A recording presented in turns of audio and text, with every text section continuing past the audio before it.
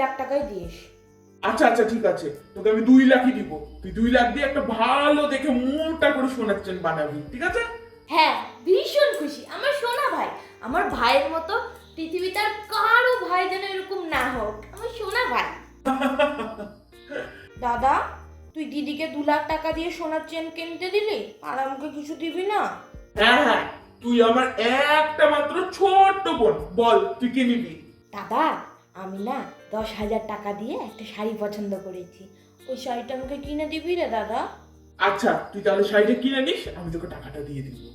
ইয়ে, আমার ভালো দাদা। কি রে বাবা, আমার প্রেশারের আর সুগারের ওষুধটা যে শেষ হয়ে গেছে, কবে এনে দিবি? বাবা তোমার ওষুধ আনা হয়ে গেছে, গিয়ে দেখো গা, শোকেশের ভিতরে রেখে এসেছি আমি। তাই বাবা, তুই এনে দিয়েছিস? বয়স হয়েছে তো, চোখে কম দেখছি।